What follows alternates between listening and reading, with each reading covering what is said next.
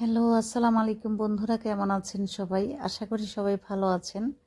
আলহামদুলিল্লাহ আমিও ভালো আছি। আজকে আপেল আসলে কুচি করা হয়েছিল, সেই আপেলের একটা ভিডিও আমি নিয়ে চলে আসলাম। আপেলটাকে আসলে কুচি করে একটু বড় করেও কাটা হয়েছিল, সেটাকে দিয়ে একটু প্লেট সাজালাম। আসলে আমার সাজাতে ভালো লাগে, যখনই যেই কাজটা করি ওটা দিয়ে একটা কিছু সাজিয়ে নিয়ে আমি ভিডিও করি। যখন টমেটো কাটি সেইভাবে ভিডিও করি, কিংবা আলু কাটলে মানে আমার ইচ্ছে করে যে ওটাকে দিয়ে একটা কিছু সাজাই। তো আজকেও ইচ্ছে করলো আপেল যখন কুচি করলাম একটু সুন্দর করে সাজিয়ে ভিডিও করে নিয়ে, হয়তো আমার চেয়ে অনেক সুন্দর সুন্দর করে অনেকে হাঁস বানাতে পারে, অনেকে কবুতর বানাতে পারে, মানে বিভিন্ন জিনিস বানায়। আমার যদিও এত একটা গুণ নেই, তারপর আমি একটু আপেল কেটেছিলাম।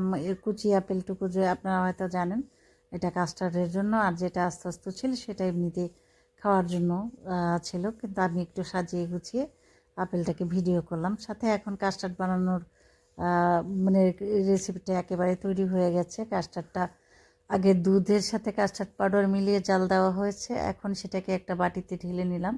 আর এটার ভিতর ঠান্ডা হয়েছে যেহেতু, এখন ফলগুলোকে মিশিয়ে নেব, তাহলে আমাদের কাস্টার্ড পুরোপুরিভাবে রেডি হয়ে যাবে। তো এখানে আমি যে ফলগুলো কেটে রেখেছি সেই ফলগুলো সব দিয়ে দিচ্ছি। এখানে আছে আঙুর কুচি, আঙুরগুলোকে ছোট ছোট কেটে আগে কুচি করে রেখেছিলাম।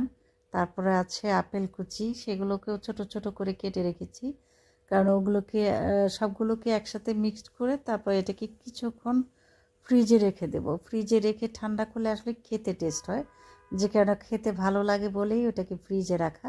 এখানে আঙুর কুচি করা আছে এই প্লেটের মধ্যে, সেটাকেও ঢেলে দেওয়া হবে। এই ইয়ের আঙুর না, এটা আপেলের কুচি, আঙুরের সাথে ঢেলে দেওয়া হবে। আপেল কুচি আর আঙুর কুচি দেওয়ার পর এগুলোকে আসলে রেডি করে না রাখলে হয় না, যে কারণে রেডি করে রাখতে হয়। দুধটাকে জাল করে নিয়ে ওটাকে আবার ঠান্ডা করতে হয়। ঠান্ডা করার পরে এটাকে যদি এটার ভিতরে আইসক্রিম দেওয়া হয় তখন তো খেতে আরও বেশি টেস্ট হয়। যদি আমার বাসায় আইসক্রিমটা ছিল না, আইসক্রিমটা থাকলে হয়তো বা খেতে আরও বেশি ভালো লাগতো। অনেকেই ওই দোকানে পাওয়া ছোট ছোট কেকগুলো কেটে দেয়, কেকগুলো কেটে দিলেও কিন্তু ওইটার ভিতরে আরও মজা লাগে।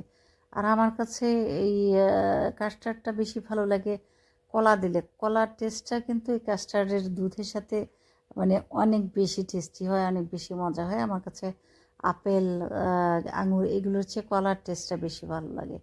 তো কলাটা কেটে দেওয়া হয়েছে, কলাটা সবার শেষে দিয়েছি। আসলে কলার কালারটা কালো চলে আসবে, নষ্ট হয়ে যাবে, যে কারণে যখন দিয়েছি শুধু তখনই কেটে দিয়ে দিয়েছি। মেশানোর পর কালার চেঞ্জ হয় না, মেশানোর পর কালারটা সুন্দরই থাকে। তো এখানে কলা, আঙুর এবং আপেল কেটে দেওয়া হয়েছে, সাথে কিন্তু আনার আছে।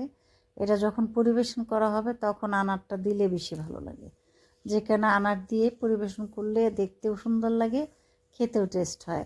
আর আপনাদের সবাইকে দাওয়াত রইল, ভালো থাকবেন।